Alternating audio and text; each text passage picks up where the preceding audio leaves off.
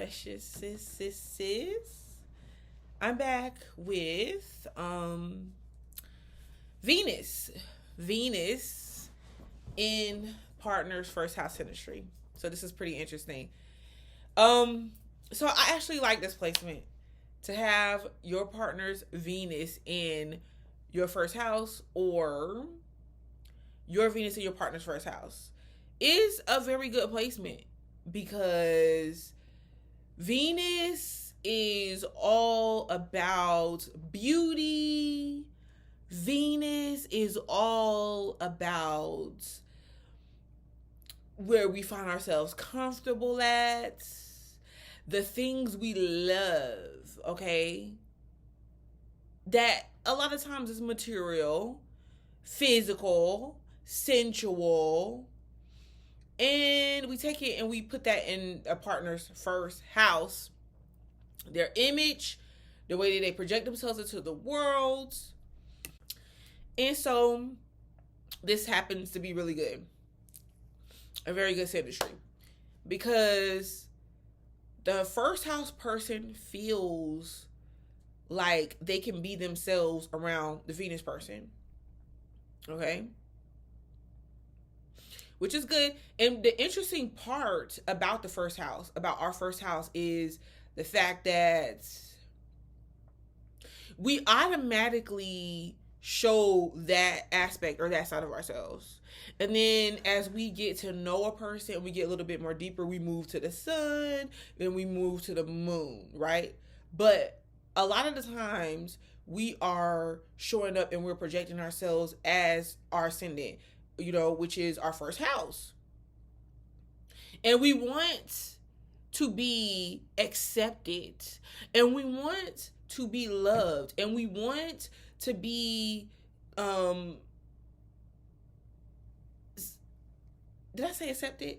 But we want to be validated for how we show up in the world, how we project ourselves, our views. Because like it or not, our first house placement is a very huge part of ourselves. A very, very huge part of ourselves. A lot of times we can find ourselves acting more like our first house than our sun sign placement. Because like the first house is more about how we are, how we act. Yes, it's the outer layer of ourselves though. Don't get me wrong. But we tend to really show that outer layer of ourselves more than anything. And what ends up happening is that the Venus person has a natural rapport with who we are, like who the first house person is, what this ascendant person in the first house represents. The Venus person supports the first house person, and it's not really emotional. I really feel like I could like the Venus placement in the first house more than the moon placement in the first house. Like a partner's moon in the first house, because the partner's moon can become personal. And even though it's a very good synastry placement to have, what ends up happening is everything becomes sensitive. Yes, the moon person is supportive of the first house person, but over time they can start getting sensitive, to whether the first house person is really considering their emotions or not. The first house person starts to feel like, they understand the moon person deep at their core, but the moon person is like, oh, well, the first house person is like, okay, yeah, you think that you do, but at the same time, I don't really feel like you're taking my feelings into consideration. Somebody starts acting like the parent or the mother figure of the other person, and so on and so on. Even though it's still a good synastry placement, I just prefer the Venus in the first house placement more because I feel like it fits better. The first house is more about our outer selves. It's just about parts that we kind of show to the world, or we just live out in a way to where, we feel like it's more of our natural selves and a natural way of being, and we don't want anybody to take that too personal. It's like, don't take this too personal, just accept me. And Venus is less emotional and more acceptance. Venus is like, okay, well, I'm comfortable with you being you, because the house person pursues or projects itself onto the Venus person in the way that the Venus person likes and accepts, because the Venus person is about, or the Venus placement is about attraction, right? The Venus placement is about attraction, like what we find attractive on another person and how we attract them. So the Venus person is supported too, because the Venus person attracts the first house person towards them, because the first house person recognizes in the Venus's energy that it's something that they relate to or they connect with. And the Venus person knows how to attract the first house person.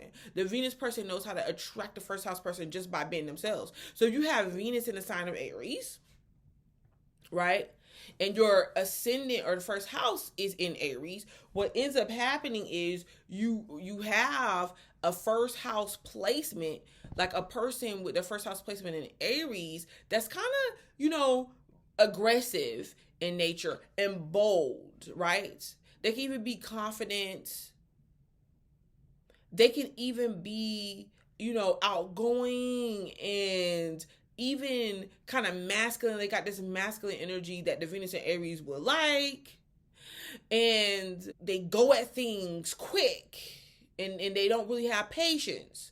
So they're not really, when they get with the Venus and Aries person, they're like automatically attracted. It's kind of like, okay, so what are we waiting for? Like, why do we got to beat around the bush? Like, are we going to like each other? Are we not? Are we going to be on the same page? Or are we not? Are we going out or are we not? And the first house person is like, yeah, shoot, let's do this. And a Venus person is like, okay, see, you talking my language.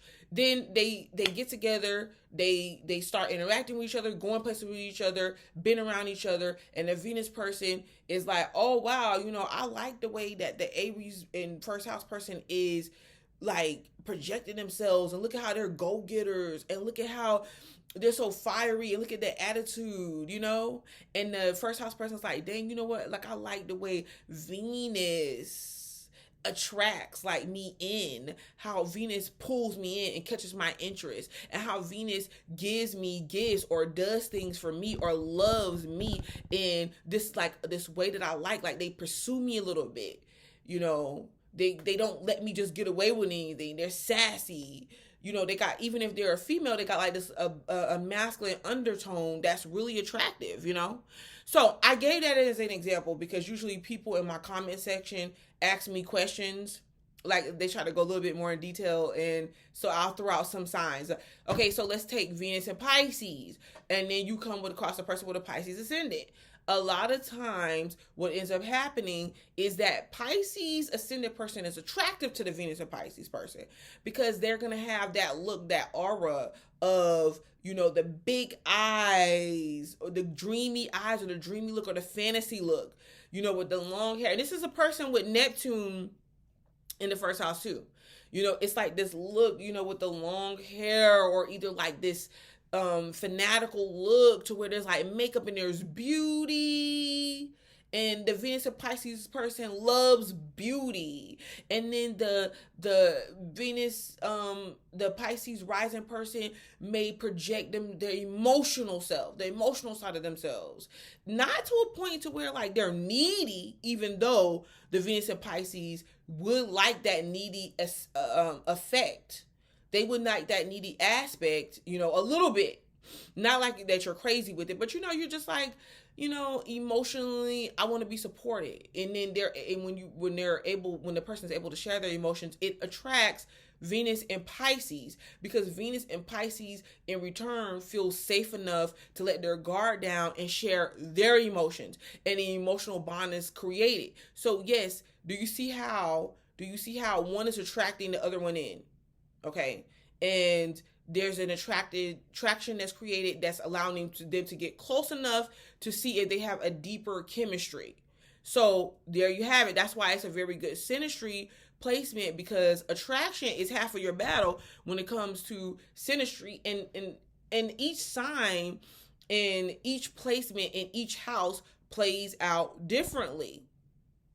Okay, the ascendant in Pisces person is probably going to want to put somebody else first versus themselves, and that makes the Venus in Pisces person feel validated, and especially like if their sun sign is in a sign to where, you know, this is something that they want, which is only going to be like a couple signs over or so, but you know what I'm saying. And so let's get back to this. So Venus in a partner's first house, the Venus person feels like the first house person really adores them. Like they feel like they adore the way that their love language is. They respond to Venus's love language. And as we know, that what goes wrong with a lot of couples is the fact that or a lot of people that's interested in each other and they don't get past a certain stage, but they were interested in each other, their love language is different. And then they get things confused and things go haywire because they're thinking that the other person has been difficult. They're thinking that something is wrong with the other person, but really the love styles are different.